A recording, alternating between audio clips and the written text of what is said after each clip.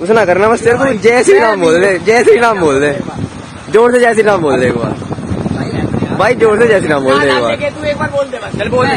ना ना ना ना एक बार ऐसे बोल। ना ना ना वीडियो बोलनी पड़ेगी भाई, वीडियो बोलनी पड़ेगी भाई। हम चार बोल रहे खड़ा है। ना ना ना ना ना ना भाई, जय श्री राम बोल दे एक बार, कोई दिक्कत ना, तू बोले ना जय श्री राम बोले है ना, दिक्कत है बस।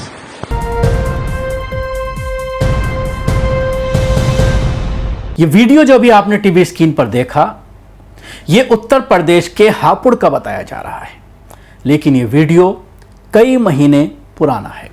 इसको अब कुछ लोगों के जरिए वायरल किया गया है। मामला हापुड़ के बेथेसड़ा कॉलेज के छात्र का है, जो 9वीं क्लास का है, रिहान इसका नाम है। इसको इसके दो साथी छुट्टी के बाद अपनी बाइक पर बिठा करके जंगल की तरफ ले गए और जंगल में 4 लड़के और बुला लिए गए उनके जरिए, और रिहान पर यह दबाव बनाया गया कि वो जय श्री राम का नारा लगाए। मजबूरन उसने जय श्री राम का नारा लगाया, जैसा कि आपने अभी वीडियो में देखा। इसके बाद उसने अपने माँ बाप को इस पूरी घटना का जिक्र ना करते हुए सिर्फ इतना कहा कि वो स्कूल बदलना चाहता है, वो स्कूल चेंज करना चाहता है। माँ बाप ने भी कोई सवाल नहीं किया कि आखिर क्यों चेंज करना चाहता है, या उसके व्यवहार में कोई किसी तरह का बदलाव देखा गया हो। इस तरह से जो पेरेंट्स हैं उनको अपने बच्चों पर निगाह रखनी चाहिए कि अगर बच्चा स्कूल चेंज कराना चाह रहा है तो क्या समस्या है, क्या परेशानी है, उससे पूछने की ज़रूरत है। अगर वो माँ बाप को नहीं बताता है तो अपने दोस्तों को बताता होगा, दोस्तों से बात करने की ज़रूरत है। कुछ फैमिली में रिश्तेदार भी होंगे, दूर के भाई होंगे जिनसे वो घुला मिला होगा, या बहनें होंगे जिनसे वो अपनी बात शेयर करता होगा, उनसे भी दबाव बनाने कर पूछने की ज़रूरत होती है। लेकिन ऐसा नहीं किया गया, और उसके बाद जब ये वीडियो सोशल मीडिया में वायरल हुई तो माँ बाप के पैरों की तरह ज़मीन निकल गई, खिसक गई, और उन्होंने जिस चीज़ को एक नॉर्मल माना था कि बच्चा स्कूल चेंज कर रहा है, तो उसका असल वजह उनके सामने आई। अब इस बात को लेकर के घर वालों ने थाने में तहरीर दी है, लेकिन जो आईओ हैं, जो सब इंस्पेक्टर हैं थाने में, जिनको तहरीर मामला सौंपा गया है, उनका यह कहना है कि बच्चों को बुला करके जिनके जरिए जय श्री राम के नारे जबरदस्ती लगवाए गए, उनको बुला करके पहले पूछताछ की जाएगी, उसके बाद केस रजिस्टर किया जाएगा। सवाल ये खड़ा होता है कि जब इस वाले मामले पर को लेकर के एसओ से पूछा गया कई पत्रकारों के जरिए या फैमिली के जरिए, तो उन्होंने साफ इनकार कर दिया कि इस तरह का मामला उनकी नॉलेज में, उनकी जानकारी में नहीं है, और अगर इस तरह की कोई घटना घटी है तो वो इस पर जांच करा करके मुकदमा दर्ज करेंगे। अब इस वीडियो का दूसरा पहलू भी हम देख लेते हैं।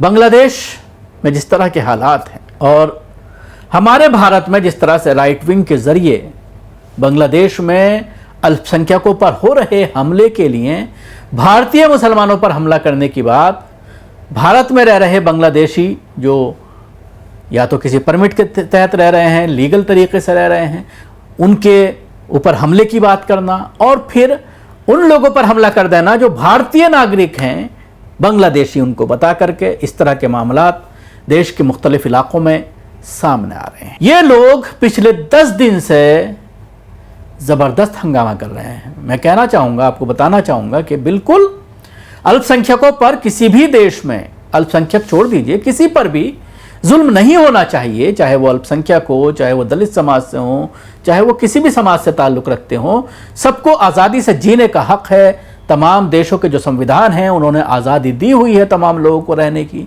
तो किसी के भी हुकूक को नहीं मारा जा सकता, किसी के ऊपर हमला नहीं किया जा सकता, किसी के साथ बदतमीज़ी नहीं की जा सकती। ये पूरी तरह से गैर कानूनी भी है और गैर अखलाक़ी भी है। लेकिन उसके बावजूद अगर कोई इस तरह की घटना घट रही है तो उसके जवाब में आप देख रहे हैं कि किस तरह की वहाँ के जो वज़ीर आज़म हैं, प्रधानमंत्री हैं, वो एक मंदिर में पहुँचे हैं और जाकर के अल्पसंख्यकों को यह आश्वासन कराया है उन्होंने कि हम आपके साथ हैं। लेकिन भारत में प्रधानमंत्री इलेक्शन रैली में मुसलमानों के खिलाफ कितना जहर उगलता है वो कोई बताने की ज़रूरत नहीं है।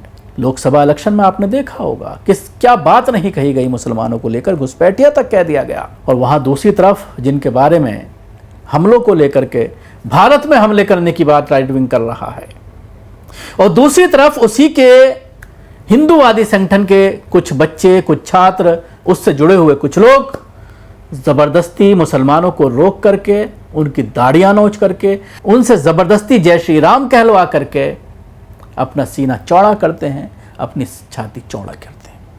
क्या अगर बांग्लादेश में अल्पसंख्यकों पर मजालिम ढाए जा रहे हैं, तो क्या भारत में जो मुसलमानों की लिंचिंग हो रही है, मुसलमानों पर जो हमले हो रहे हैं, क्या उनको जायज ठहराया जा सकता है? दोनों अलग अलग देशों का मामला है। किसी भी देश में किसी अल्पसंख्यक पर या बहुसंख्यक पर किसी पर भी कोई हमला नहीं होना चाहिए। किसी के भी जो बुनियादी हुकूक हैं उन पर अटैक नहीं होना चाहिए, मारपिटाई नहीं होनी चाहिए, बच्चों की इज्जत तार-तार नहीं की जानी चाहिए। ये कोई भी संविधान इसकी इजाज़त नहीं देता, कोई भी कानून और ना ही कोई समाज उसकी इजाज़त देता है। लेकिन उसके बावजूद राम के नाम पर जो आतंक फैलाया जा रहा है, जो मोहब्बत का पर्याय थे राम, जिस तरह की उनकी तालीमात हैं, अगर आप उनको पढ़ते हैं तो उसके बाद ये आसानी से अंदाज़ा लगाया जा सकता है कि उनके नाम पर किस तरह का आतंक हिंदूवादी फैला रहे हैं और इनका कहीं ना कहीं सियासी और माशी इसमें फ़ायदा है। गुंडागर्दी करके कुछ पैसे वसूले जाते हैं, गाय के नाम पर पैसे कमाए जाते हैं, या और बहुत सारे मामले हैं, सियासी रसूख हासिल करना चाहते हैं, पॉलिटिक्स में एंटर होना चाहते हैं। तो ये एक माध्यम बन गया है कि मुसलमानों को टारगेट करो, मुसलमानों से जय श्री राम बुलवाओ, उनके ऊपर हमले करो। और एक छोटा सा बच्चा है, 9वीं क्लास का ये बच्चा है, तो जाहिर सी बात है 12-13 साल का, 14 साल का ये बच्चा होगा रेहान, और उसके मानसिक स्थिति किस तरह की हुई होगी, क्या उसके दिमाग पर गुजरा होगा। छोटा बच्चा है, किस तरह से उसको धमकाया गया होगा, किस तरह से उसको डराया गया होगा कि डर के मारे उसने अपने माँ बाप से भी आकर इस पूरे घटनाक्रम का जिक्र नहीं किया, जिससे आप अंदाज़ा लगा सकते हैं कि अब उसकी मानसिक स्थिति क्या होगी। अब सवाल यही खड़ा होता है कि क्या इस मामले में पुलिस कोई एक्शन लेगी, या फिर पुराना मामला बता करके, या फिर बच्चों में आपस में कंप्रोमाइज़ करके इस मामले को रफा दफा कराने की कोशिश करेगी। कुछ ना करना, बस तेरे को जय श्री राम बोल दे, जय श्री राम बोल दे, जोर से जय श्री राम बोल दे एक बार भाई, जोर से जय श्री राम बोल दे एक बार। तू एक बार बोल दे बस, चल बोल दे। ना ना ना ना एक बार ऐसे बोल। ना ना ना वीडियो बोलनी पड़ेगी भाई, वीडियो बोलनी पड़ेगी भाई। हम 4 बोल ही खड़ा है। ना ना ना ना ना ना भाई, जय श्री राम बोल दे एक बार, कोई दिक्कत ना, तू बोले ना जय श्री राम बोले है ना, दिक्कत है बस।